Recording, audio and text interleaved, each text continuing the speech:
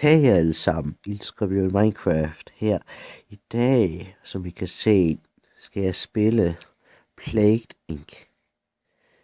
Det er et game, hvor det gælder om at, simpelthen at gøre hele verden syg, og så dræbe dem. Faktisk har jeg influenza lige nu, så spiller et game, hvor man gør andre folk syg, imens man er syg. Ja, det lyder også ret mærkeligt. Jeg ved ikke, hvorfor jeg gør de her mærkelige ting.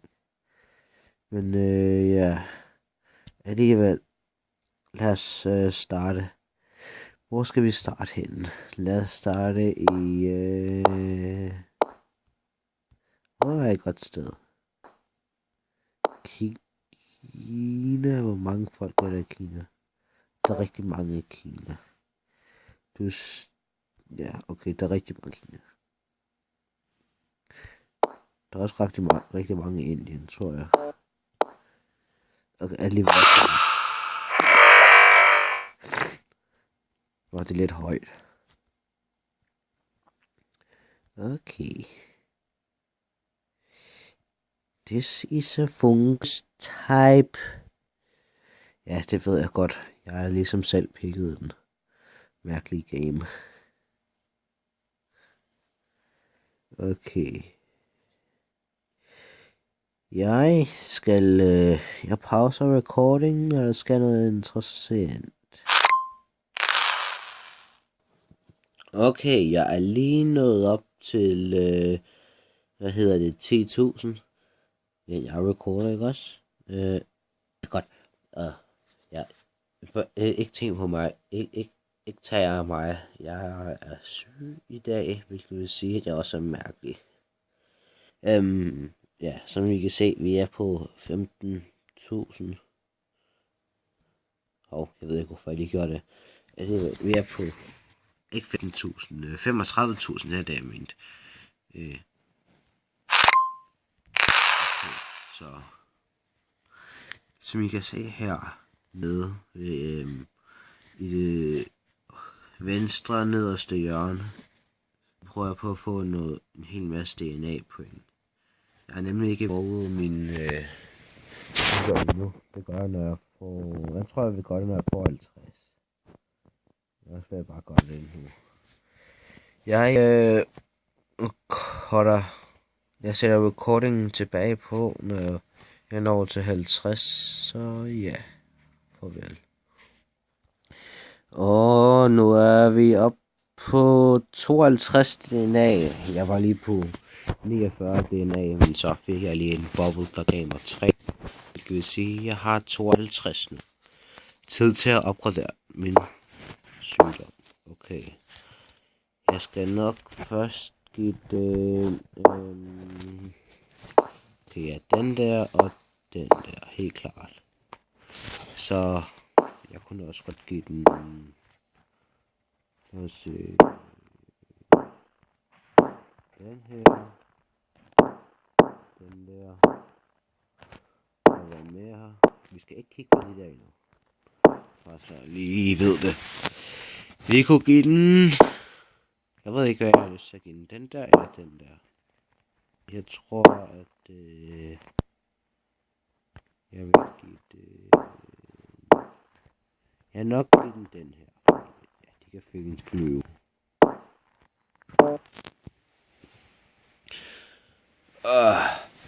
Okay. Så... Som I kan se... Jamen... Hvad er det egentlig, man siger, når folk de hoster? Altså, når de nyser, så siger man prosit. Men hvad siger man, når de hoster? Lever du stadig? Lever du? Det ved jeg ikke. Ja, man. Det var fandme en dope, det der. Det var nice. Okay.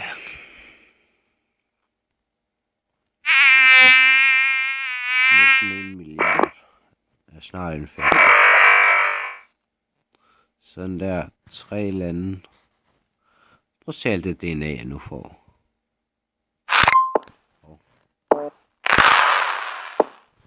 Okay, jeg synes lige, at jeg godt opgradere den der. Jeg ved ikke, den der. Jeg ved det ikke. Ja, hvorfor ikke?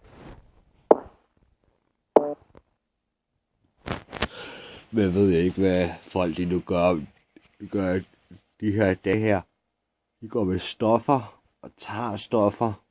Så hvorfor ikke gøre sådan, så sygdommen er på stoffer.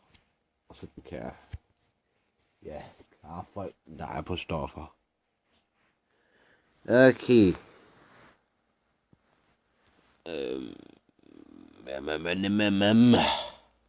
Jeg ved ikke, hvorfor jeg lige sagde det. Ja, man. Rusland. Russia. Oh no, we have infected Russia. Nej, en symptom muteret. Ja, det vil jeg gerne, så får jeg gratis DNA-point. Okay, godt. Indien er allerede i gang.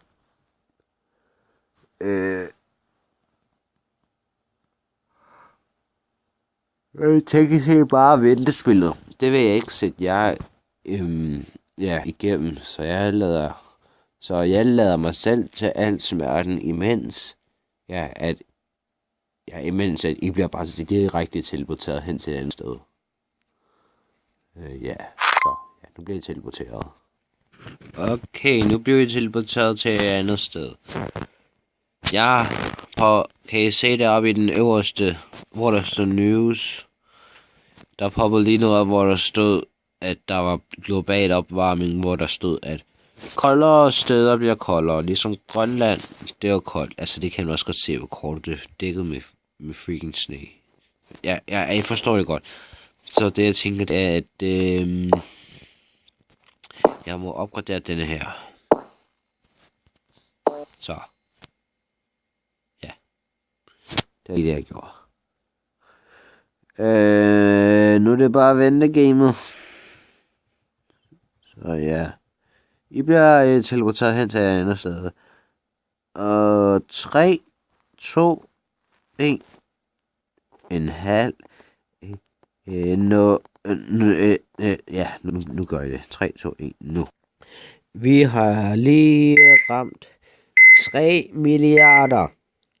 Det er rigtig mange syge mennesker. Der er sådan 7 milliarder mennesker på jorden, jeg ved det ikke, men som I kan se under der hvor der står world, så er der sådan en ting med alle de raske mennesker og alle de syge. Og så under den, så er der sådan noget, hvor der står, hvor mange der er raske, hvor mange der er syge, og hvor mange der er døde. Der er åbenbart 0 døde lige nu. Det er nok fordi jeg ikke har puttet nogle symptomer på, eller der ikke har sket nogen, hvad de hedder, naturkatastrofer, eller hvor der kommer jordskælv eller sådan noget, eller en tsunami og dræber folk.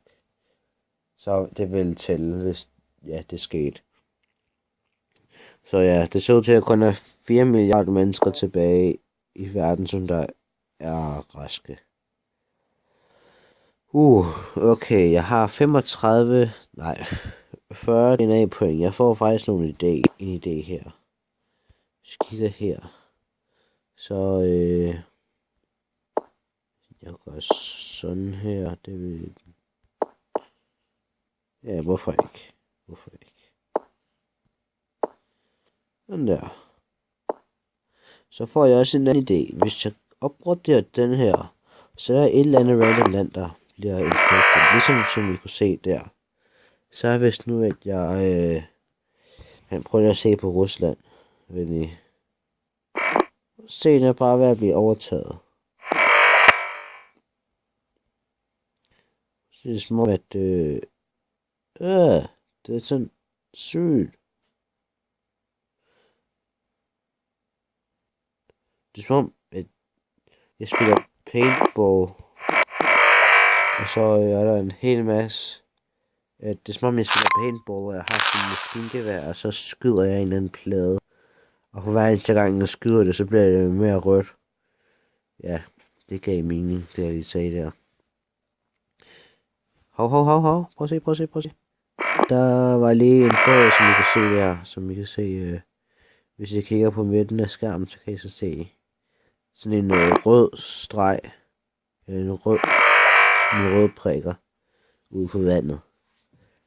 Ja. Okay, jeg tror, jeg har nok til at gøre det der igen. Boom. Ja, Grønland. Grønland, det er faktisk et rigtig svært sted at få. Og der var lige en inficeret fly. Coughing symptom mutated. Jeg ved faktisk ikke, om det er en god idé. Altså, den gør selvfølgelig sådan, så at de bliver syge hurtigere. Faktisk. Prøv at se, hvor meget det er, det går op. Så hvis nu jeg går væk fra det. Prøv at kigge på infectivity levelet. Den der lyserøde bar. Og når jeg så klikker på sneezing, så ser jeg, hvor højt det kommer op. Det er faktisk ret meget. Jeg vil evolve det. Kan jeg gøre det her igen? Ja, det kan jeg godt.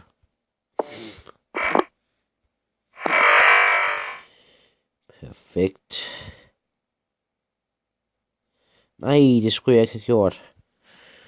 Nu fandt de ud af, at den der sygdom er der. De ved ikke, om den er helt ny for dem. De ved ikke, hvad det er, den gør. Ja, jo, de ved, at man nyser, og at man hoster. Men Ukraine begynder at arbejde på en kur. Ej, det er det ikke godt, det her. India begynder at lave en kur. Nej. Jeg vil lige se, hvor mange land vi har inficeret. Det er ret mange, men der er stadig flest healthy countries.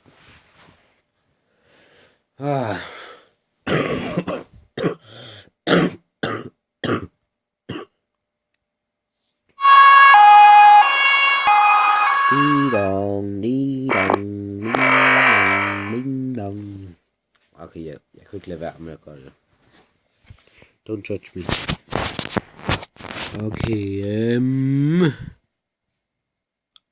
vi har recordet i 12 minutter, næsten 13 minutter. Ja.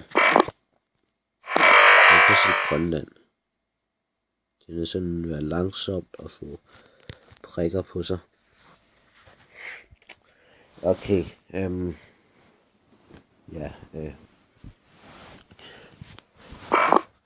der var det til. Nå ja, jeg har så mange levels nu kan jeg gøre det her igen. Boom.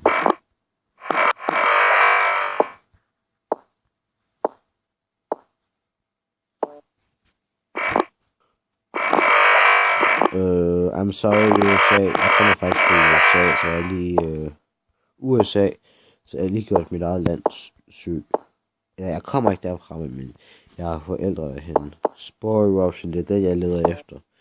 Det, ja, det giver sådan mega meget. Det inficerer mega mange. Kommer jeg til nok? Nej, ingen mere. Okay, fuck. Der er stadig ret mange tilbage.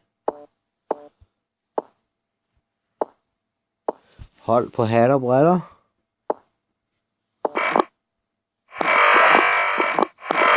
Og lad os se alle de her lande her. Ja, det var simpelthen spore eruption.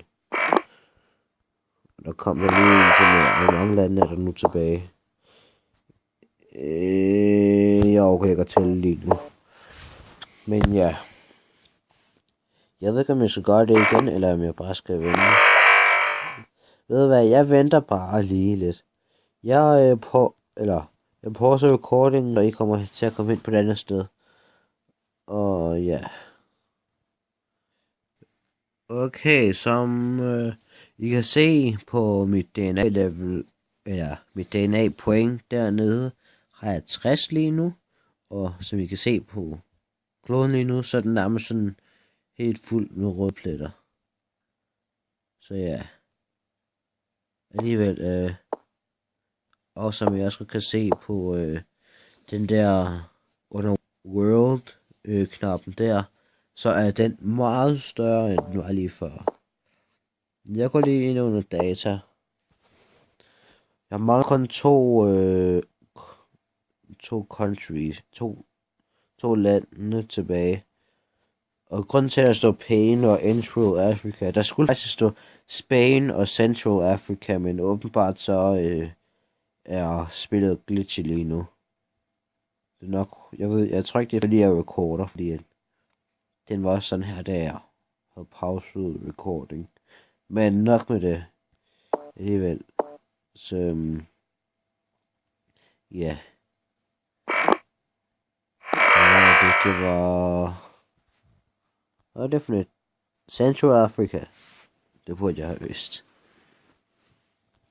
Faktisk, hvis jeg kigger, hvis jeg vender telefonen, så det er faktisk ret, Afrika ligner ret meget hestehoved. På en måde. Jeg ved ikke hvorfor Gud, eller hvis der er nogle muslimer herude. Okay, ikke fordi jeg er racistisk, og fordi alle muslimer har den samme Gud, men hvis der er nogen, ja, mange muslimer, de har den Gud, der hedder Allah. Så hvis, jeg kan ikke forstå, hvorfor Gud eller Allah. Lad os bare sige Gud, fordi at, ja, Gud er en Gud, og ja, hvad glemte, hvad jeg sagde. Hvorfor er Gud så mærkelig? Hvorfor skal han få ting til at ligne sådan?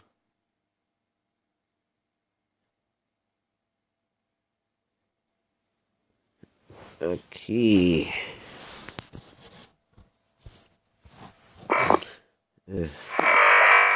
Shit, man. Jeg har næsten 100 DNA point.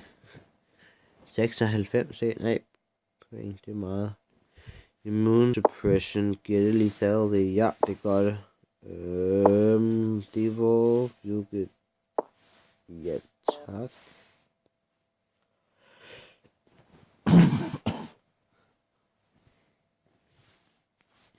Okay.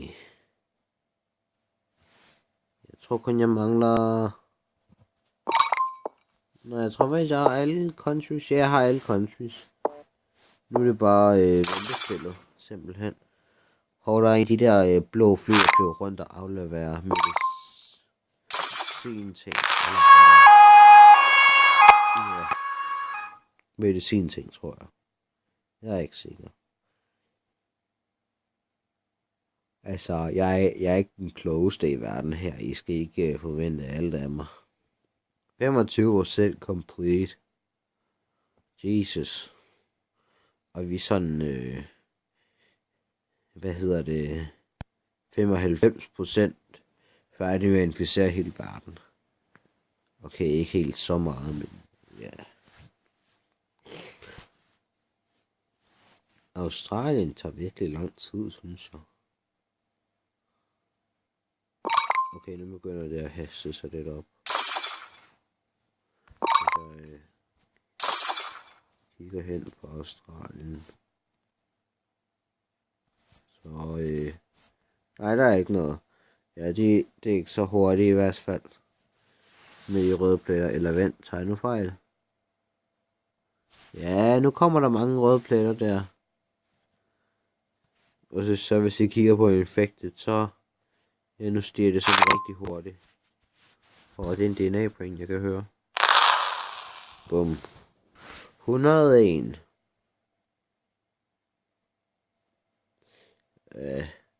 101 sygdom. 101 dalmatiner. Random needs to evolve to kill. Okay, ja, det skal jeg nok gøre snart. Nu er Australien næsten helt færdig.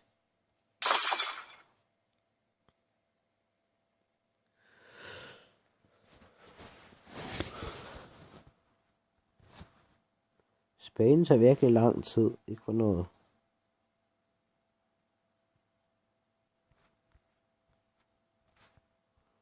Okay. Nu er Australien færdig. Ja. 99%. Og jeg mangler 55 millioner.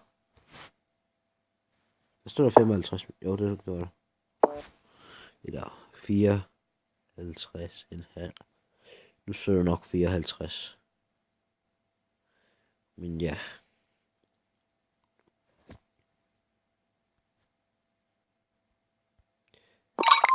Ej, jeg havde virkelig det her.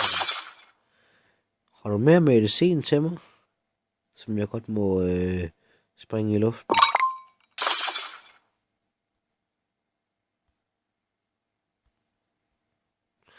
Okay, kuren den er 50% færdig. Jeg tror ikke, jeg kan nå at dræbe så mange mennesker på så lang tid.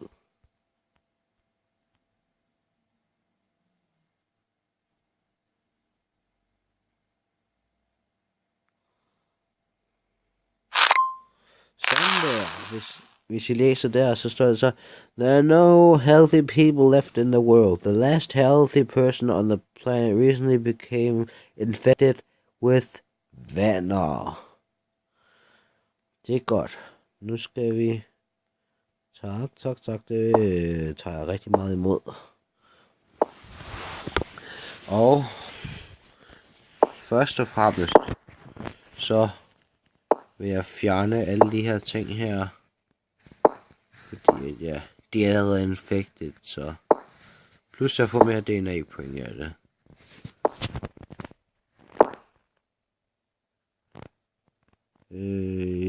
Ja, tak. Og... Ja, tak. Jeg vil ikke messe med nogle af de her ting herhen. I hvert fald ikke endnu. Total organ failure. Jeg tror ikke, I kan se det på den der ting. Recording ting der. Men det går rigtig meget op. I kan godt se det en lille smule. Det ved jeg godt. Jeg ved det bare. Hvis jeg... Det var selvfølgelig... Den her... Shit, den er højt op lige nu. Okay, lad os se hvor hurtigt den dræber. Jeg putter den sådan over halvvejs op næsten. Det er ret meget.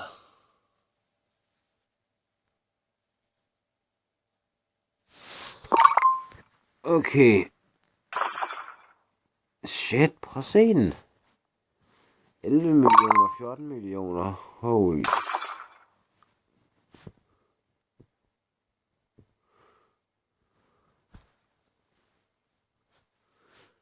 Okay. Nu er det simpelthen bare ventespillet. Killed more than Spanish flu. Prøv at se min DNA-point, hvordan de bare går op. Killed more than smallpox. Er jeg sikker på det?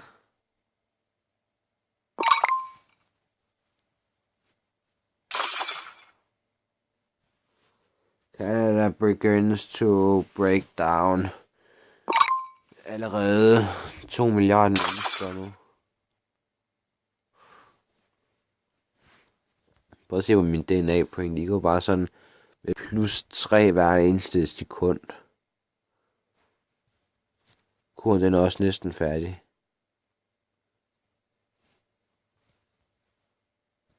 Jeg må gøre noget. Jeg må gøre sådan her, og sådan her. Jeg gør dem sådan, så de er intense. Jeg prøver at se, nu gik den helt ned til 62%.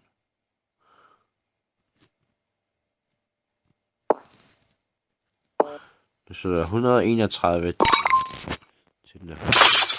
Så 222 dage, okay, det er godt. De er jo helt færdige med den. Jeg vil se, om jeg kan få den højere op i lethality. Internal hemorrhaging. Okay. Og så selvfølgelig det ved jeg ikke. Inflammation. Nej, vent. Den her. Sådan der.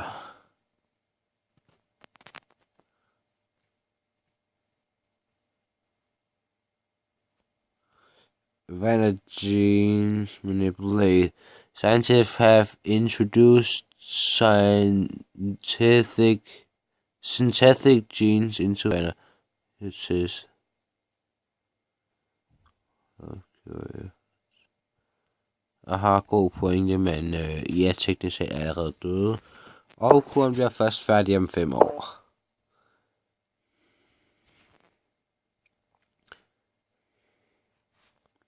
Så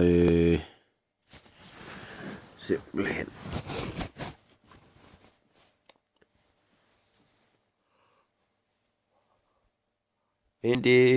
Nej, men Østrig, det ved jeg ikke.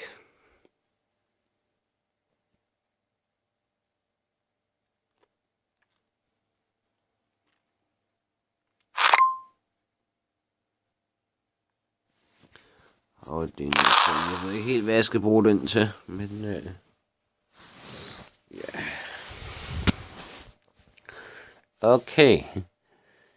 Nu begynder jeg at tælle ned. 5, 4, 3, 2, 1, 0, 23, 0. Sådan der. Yes, next.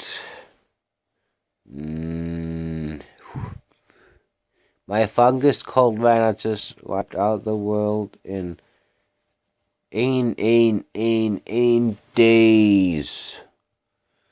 Det var flot. Hvorfor gider den ikke at exit? Okay, alligevel. Jeg håber, I nåede den her episode af Plague Inc. Det her, det er selvfølgelig episode 1. Hvis jeg ikke vil huske, hvad for en episode det var, så ville det være lidt mærkeligt. Fordi at det er første gang, at jeg recorder. Alligevel, jeg vil stoppe recordingen her og begynde en ny episode. Bye!